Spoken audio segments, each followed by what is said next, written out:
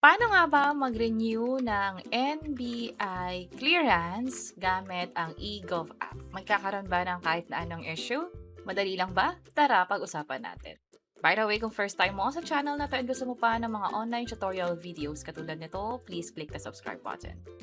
After mong makapag-login sa eGov app, pwedeng dito sa bandang gitna, i-slide nyo lang ito at makikita nyo yung NBI e-clearance application. Ibig sabihin, gamit lang yung phone mo, online, pwede ka nang makapag-renew.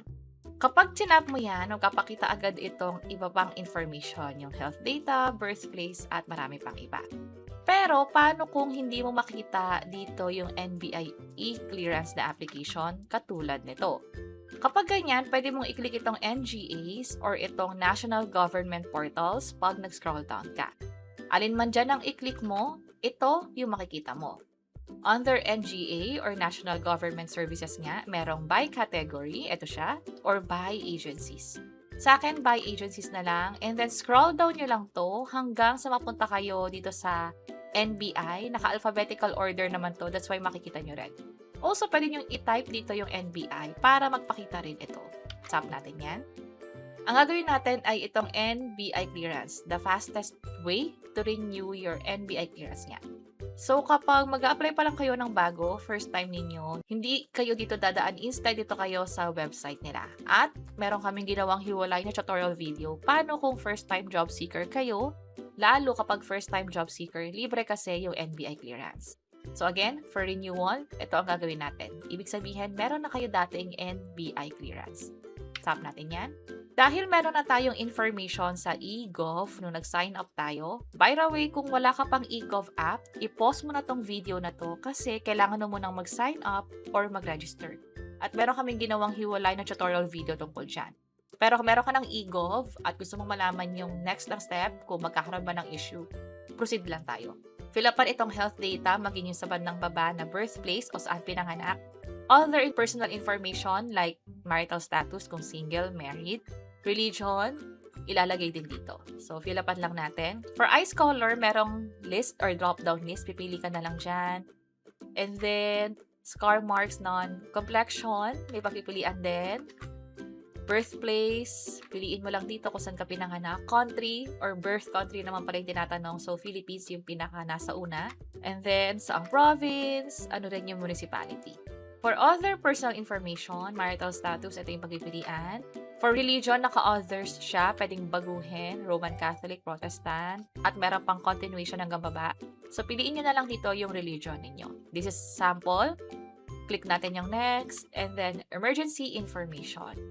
Piliin dito yung contact person o sino ba dapat yung contact just in case na merong emergency.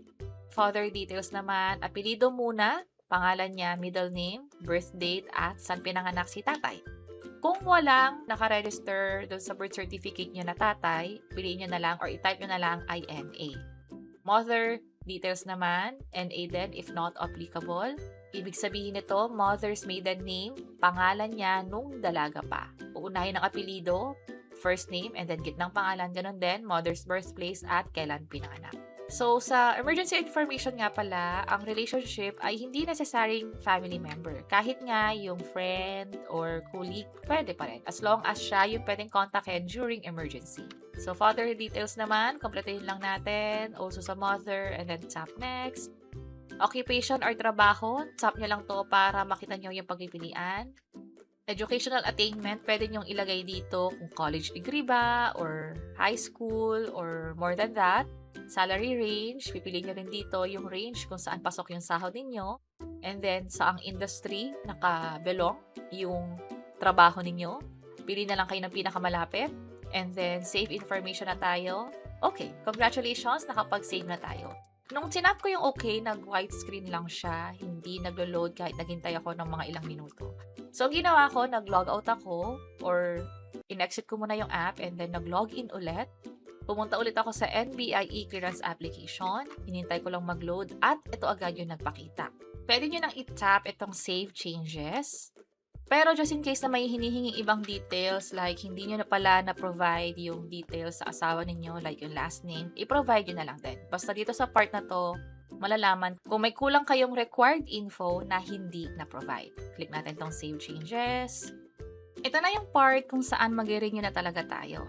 Ito yung NBI clearance or NBI certificate ninyo. Expired na yung status nung sa akin, that's why pwede ko na siyang i-renew.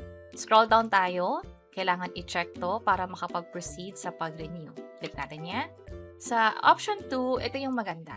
Merong option ng door-to-door delivery, hindi na pupunta sa NBI, pero may additional charge na 200 pesos para nga sa pag-deliver. Pwede rin naman ang pick-up, available siya the next business day. Kapag for pick-up, 160 yung babayaran. Kapag for delivery, nasa 360 pesos. So, kung tingin nyo, mas okay sa inyo yung for delivery, proceed kayo dito. Pero kung pick-up, like dadaanan nyo naman siya, malapit lang sa inyo, pwedeng rin naman. Paano babayaran? Pwedeng via GCash, Maya, Visa or Mastercard, mapa-debit or credit card yan, Shopee Pay, meron pang iba't ibang option dito. Pero try natin yung cash payment. Ito yung sa mga pawn shop, sa mga Anywhere, meron sa website ng NBI kung ano yung mga accredited. Pero kapag nagbayad kayo, ang pinakagagamitin nyo naman ay itong QR code magiging reference number. And then pwede nyo rin siyang i-double check dito sa View Transaction Status.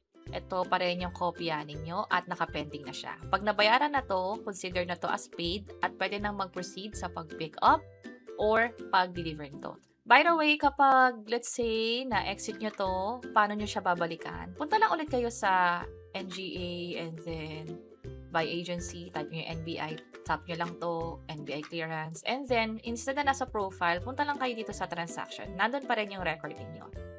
Ang kailangan lang nating linawin ay pag-pick up, isa lang yung site or branch for now. Hindi ko alam kung i-update to sa future or by the time na pinapanood nyo na to.